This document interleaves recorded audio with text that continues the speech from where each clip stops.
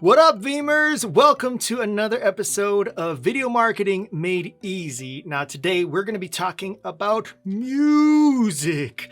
It's one of my most favorite tools to making a video even better. And one of the questions that we commonly get from our Facebook group: how do you find music? What's the rules on using music? Why should you use music? We're going to get into all of that in today's episode. Now, before we get going any further, if you're watching us on YouTube, make sure to like and subscribe to our channel and hit that little bell notification so that way you never miss any more episodes that we put out, because every episode is so important in your Vimy journey. All right, let's start off with why does music even matter for marketing videos? And that is because music can help really create a connection and hit on the emotional heartstrings of your viewer. I remember when me and Jamie first started making videos, and we would do these testimonial style videos, and we'd listen to the interviews and we'd be like, the content of the interview's good, but I don't know, it's kind of boring. And Jamie was like, this video's never gonna work. And I said, you know what? All it needs is some light piano music, some acoustic guitar, and I'm telling you, it's gonna really make this video awesome. And she's like, no, it's not. And I said, just trust me. And she's like, whatever, do whatever you want. And then I found some music, tagged it on there, and then all of a sudden, the words that were being said started to bring tears into our eyes, and our heart started to flutter, and it really did make a difference. Now, to Jamie's credit, it wasn't as bad as that. I'm just trying to make it a little more emotional, but you get the point. Music can really transform the experience for the viewer, whether it's something that can match the emotion of it, or just kind of feel a lot of that like weird uncomfortable silence. Sometimes it just helps push the vibe along. First, let's go ahead into finding music. Now, you want to make sure that you're using music that is safe for you to use and that you have the right to. Because if you're using copywritten music without permission, there's a lot of problems that can come along. Now, depending on which platform you're posting on, could mean different ramifications. So let's break it down one by one. Starting off with YouTube. Now, if you use copywritten music without permission, the first possibility is that you could get a copyright claim. Now, what this means is that the owner of the song can run ads on your video, and that some of your videos may be blocked in some certain countries. The other thing that you could get is a copyright strike. Now, what that means is that the owner can actually remove your video from your channel, and that you won't be able to monetize or live stream. And if you get 3 strikes, you'll be banned from YouTube. So all really scary stuff. Having copywritten claims could end up with being rejected by the YouTube partner program as well. So a lot of tough things that could come across from this. Now, if you want to learn more and go deeper into what this all means and understanding strikes and claims, there's a link to a video by vidIQ that I put in the description below, and you can go and check that out and learn more about it. Now, moving on to Facebook.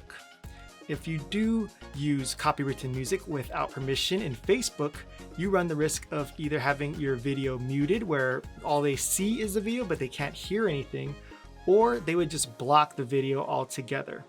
If you do it more than once and Facebook catches you, Facebook might even remove your account. An example of how this works is we had a client that we were doing a live stream for them, and they were using copywritten music, and it was not even the whole song. It was just the instrumental of it and had someone singing over it. But because that was copywritten content, Facebook just ended the stream right then and there. No explanation, no warning.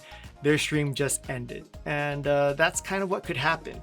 Now, Facebook does have an alternative that you could use, and they have what's called the Facebook Sound Collection, which is a library of royalty-free music. This is really good because it makes sure that if you're using it on Facebook, Facebook's like, cool, no problems here. Thanks for using our stuff. But the terms are that it is solely for the purpose of using audio content and videos you create and upload and distribute on the Facebook platform only. So you can't use this video with the Facebook library music on another platform like YouTube. Okay, so make sure that if you're using the Facebook library, to use it only for videos that you're posting on Facebook. Now, The solution then is to avoid all of this chaos and problems is to just use royalty-free music for YouTube and Facebook. Royalty-free means that you can use it without paying royalties every time you use it. Now, it doesn't mean that these songs are free. It just means that you don't have to pay every time it's used. You can purchase rights to use individual songs or even get a subscription to a music service, so that way you can have access to a library of music. Now, there are free royalty-free music options out there where you don't have to pay for it. They're cool with you just using it, and usually they'll just say, you're free to use our music. All you gotta do is just give us credit by putting our website in the description below. The problem with that is there isn't much selection usually. There's only so much free stuff out there in the world. If you want something good, you gotta go pay for it. Same goes for music. I mentioned subscription-based royalty-free music options, and we use a couple of them, so I'll share with you the two that we use. The first one we use is Epidemic Sound. Now, Epidemic Sound is really popular, has a ton of music to choose from in their library. And what I like about them is that the search engines are really intricate, where you can choose to find music based on genre, moods, instruments, if there's lyrics, no lyrics, all kinds of different ways to find music. The problem that I have with Epidemic Sound is there's so much to choose from. So you can get lost in the weeds trying to find music because there's just so much to choose from, which is really not a bad problem to have, because I'd rather have more options than not enough. One thing to keep in mind is that you need to have a commercial plan to use their music on different YouTube channels. So for us, we produce video content for other clients and for their YouTube channels. So in order for us to use music that we find on Epidemic Sound on their videos, we need to have the commercial plan. If you're just looking for something for yourself, where you're just going to be posting only on your YouTube channels or Facebook pages, then you don't need a commercial plan. The other subscription-based program that we use is Hook Sounds, and Hook Sounds is very similar to Epidemic, and they have a huge library, a little bit different of a search engine and filter, but very similar.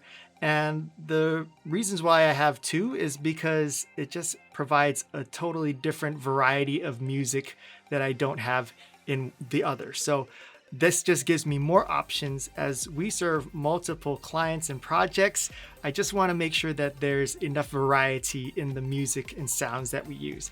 And so having Hook Sounds and Epidemic just gives me a big, large, vast group of songs to choose from and styles. In some styles, one does better than the other. So what I suggest is you don't even have to sign up for any of their programs to hear the type of music that they have. You can listen to all of the songs in their library and not pay for anything yet, just to see what kind of styles and songs that they have. And that way you can choose, hey, I like their library, I'm gonna go ahead and sign up for that subscription. If you want to learn more about either of the two, I put the links to those two in the description below. Now, if you don't want to spend any money and just want free royalty-free songs, I went ahead and made a download for you, a list of free royalty-free music songs that you can use right now. And if you want to get that download, it's in the description below. One thing to keep in mind is that people have asked, well, if I bought the CD or I bought the song on iTunes, don't I then own the rights to this song and I can use it for whatever I want? No, that is not the case. You do not own the rights to that song. All you're doing is buying the song for you to listen to, but you can't use it for commercial use. Now, on to choosing music. How do you determine what songs to use? Well, look at the feeling of the subject matter. Is it somber? Is it happy? Is it upbeat? Is it slow? Are there kids involved? You want to match the feeling of the music to what you're seeing and hearing in the video. You don't want to have something where it's like a lot of high energy and quick cuts, and then you have like slow piano music playing. It's just not going to match. So you want to have something that just syncs really well with what you're seeing and hearing. The other thing is, like, you're not gonna get it on the first try. Try out different songs to see what fits well. Sometimes you might have a thought in your head of what would sound good, but until you hear other types of songs with the video, you might realize, hey, this actually is better if I use disco music or piano or acoustic guitar. So try out different ones just to see. As you start to get more comfortable with this, you'll probably get a better sense for what you will be looking for. But in the beginning, try something different and try a bunch of different options. So what I usually do is I'll play the video on my screen and I'll play the free preview of the song at the same time. So that way I can get it's not going to be perfect. The audio levels aren't going to be exact and such, but you can at least hear the music go along with what you're seeing on the screen. And that can help make it easy for you rather than downloading all these different versions of songs and throwing them into your editing timeline and checking them there. I just play the raw footage on one screen and play the music in another browser. And that helps me find music a little quicker. The next thing you want to do is consider the audience. Who is it that's going to be watching this video and what kind of music will they resonate with? If it's an older senior audience, this new techno electronico music's not going to jive well with them. And the fact that I use the word jive means that I'm probably more on the older side of the audience. But again, you want to consider who is going to be watching this, who you're trying to reach, and make sure that the music matches what they're used to and what they like. Another thing is if you're doing something like, say, a thoughtful interview video, you want to have simple arrangements in your music. You don't want a full-on orchestra and you don't want to have vocals in it because it can really distract, because what you want to do is put the attention on the words that your interviewee is saying. And you want your music just to kind of elevate that, to brighten up or deepen the emotions that are coming out from their voice. So things that really work well with interview style videos is acoustic music with piano or guitar. So just to give you an idea of our process for adding music, what we do is for if we're using a video that has all music, no talking, I will find music first that kind of matches what I want, the vibe and the feel, match the audience that I'm reaching. And I'll give that music to Jamie, who then edits the video to match the music. For videos that have a voiceover and or an interview in them, what will happen is the opposite. Jamie will edit all the talking parts, give them to me, and then I find music to match that. Then Jamie adds the music and adds the B-roll to it afterwards. And sometimes there's music only under the intro and the end, and there's no music during the middle of the video. And sometimes there's music under the whole video. So it just depends on what you're trying to go for. But hopefully this gives you a little idea of what our workflow is, and maybe you can try and use that and see if it works for you. The last thing is people ask like, well, what level of volume should I have the music playing at if it's under someone talking? And I don't want to get too technical into this because that will be a whole nother video. But to simplify it, what I like to do is just make sure the music is loud enough so that I can hear it, so that I can recognize that there's music, but not too loud where it's distracting from what the person's saying. So you want it to be just right there and their voice just right there. I know this is not very technical, but I just listen out for that. Is it distracting? Or is it too hard to hear where it's distracting in a way that I'm like, is that supposed to be music there? Or is that something in the background accidentally? You just want to avoid those kind of things. And that's it.